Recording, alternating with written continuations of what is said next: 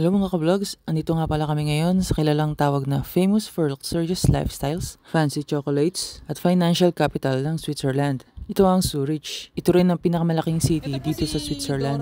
Kasama ko nga pala yung dalawang kaibigan ko, si Camila at si Christy. Actually, biglaan nga lang tong lakad na to.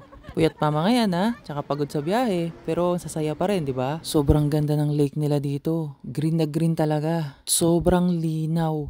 Marami nga naliligo dun sa may bandang dulo. Saka sobrang approachable ng mga tao dito. Magtanong ka lang ng direksyon, mga nakangiti pa sa'yo. Hindi man lahat marunong mag-English, pero i-entertain ka pa rin nila sa tanong mo. Ito nga ang dalawang kasama ko, hindi nila malaman kung paano sila magbibideo. Kasi dinidistract nila ang isa't isa. Maaga pa kasi, kaya unti-unti pa lang silang nagbubukas. Kaya ito, lakad-lakad muna, picture-picture. At alam nyo din ba mga ka-vlogs, mostly ang ginagamit lang nila dito is bisikleta. At kung makakita ka man nandito ng sasakyan, nako, madalas mo makikita Porsche, Audi, BMW, at Tesla. Magpapasana all ka na lang. Sana all. At alam nyo rin ba, ang tap water nila dito ay napakalinis at safe inumin. Kaya nga hindi na kami nagpatumpik-tumpik. Naghahanap kami ng fountain para matry namin. Sabi kasi nila, marami nakakalat na fountain dito. Para kapag nauuhaw ka, pwede kang mag-refill ng inumin mo. At ayun na nga si Camille, susubukan na nga niya. Kasi sinabihan din siya ng lokal na itry nga daw yung tubig. Yun na nga, natry na nga niya. Masarap nga naman daw. Sabi pa nga niya, taste like Switzerland. Kaya after niyang matikman yung tubig, nagsimula na ulit kami maglakad-lakad. Picture-picture. At yun nga, naisipan na rin namin puntahan yung chocolate factory. Medyo may kalayuan din naman siya. Pero worth it naman kasi yung view pa lang dito, napakaganda ng lake. Tapos naisipan na lang din namin maglakad kahit may bus naman na pwedeng papunta dito. Nilakad na lang namin para maan namin yung mga view. Medyo maambon-ambon na nga niya nung papunta kami dyan. Pero mabuti naman at hindi tumuloy. Kumbaga, pinakisamahan yung araw namin na kailangan na yung masulit ba. Pagpasok mo pa nga lang ng main entrance, makikita mo na agad yung chocolate fountain na yan. At sa right side naman niya, yung pwede kang bumili ng mga chocolate. Hindi na nga kami bumili kasi medyo pricey. Saka matitikman mo din naman siya sa loob ng museum. Sobrang daming ang turista nung dumating kami dyan. Buti na nga lang, minabutan pa kaming slot. Kasi expected namin talagang wala na talaga. Kaya nagbaka sakali na lang kami. At yun nga, sinuwerte naman. Kaya na nga, papasok na nga kami. Yung hawak ko na yun yung gagamitin mo para ma-translate sa'yo yung mga dadaanan mo sa pagdadaanan mong history nila. Kumbaga, yun ang magiging guide mo para intindihin yung history sa loob ng museum. Naghihintay na lang kami ng oras kasi ilang minuto pa bago papasukin. At yan nga, nagpapapasok na sila. Kaya sobrang excited na kami ng mga kasama ko. Kasi syempre, matitikman na namin yung chocolate na pinagmamalaki nila dito na napakasarap daw. At malalaman din namin kung saan magmula yung mga chocolate na pinagigiliwan natin, di ba? Ang ganda nga ng pagkakadesign ng museum na to. Akala mo talaga totoo yung mga bunga, pati yung mga puno. Pero lahat ano lang talaga, artificial. Hindi na nga kami masyado nagtagal sa mga history nila. Nagdire-diretso na kami, nilagpasan na namin ng iba. Kasi ang talagang target lang talaga namin yung matikman namin yung chocolate.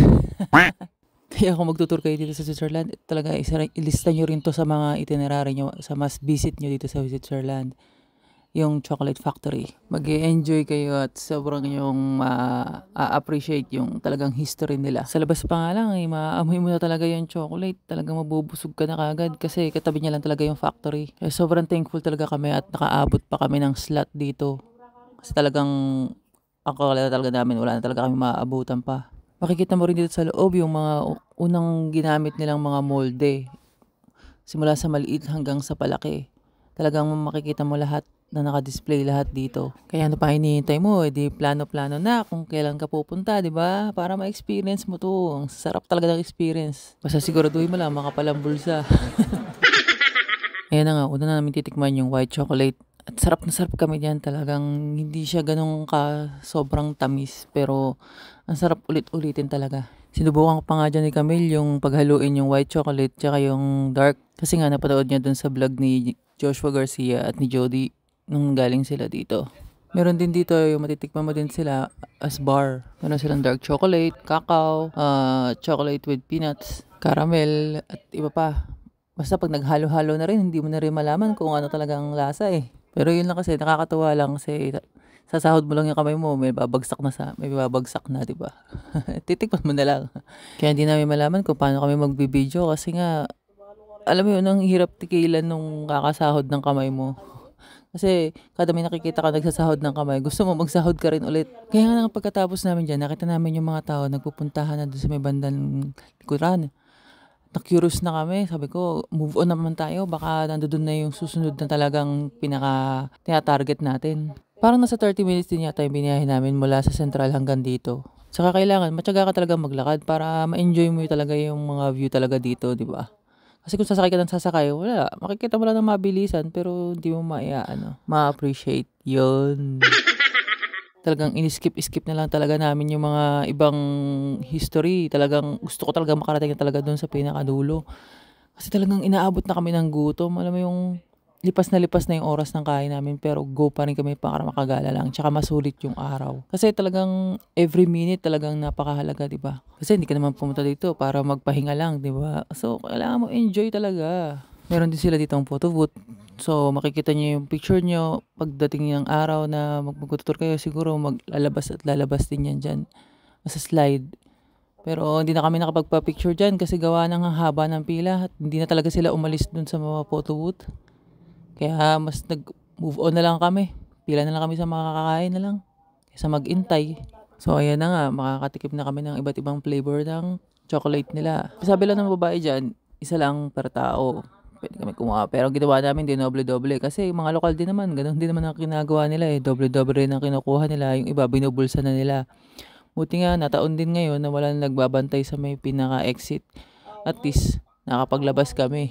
Yun nga lang, katulad dun sa pinagsimulan namin na area. Pag nasimulan mo na ng iba't ibang flavor na, hindi mo na ma-appreciate yung lasa kasi nga, halo-halo na eh. Nag-mix-mix na talaga yung maalat, yung sobrang tamis. Pero nung nakarating kami sa dulo, ang ginawa na lang namin, bumalik ulit kami dun sa milk chocolate. Yun na lang ang dinampot namin, ulit. Tapos naghanap kami na mauupuan at dun na lang kami kumain. At nagulat na nga lang kami kung sino pa yung nahuli sa amin sa pila, ayun pa yung naunang naupo. At nakain na pala dito. Ang dami niya rin nadampot Grabe ang laki ng kamay ng babaeng to. Tignan niyo naman ang dampot niya.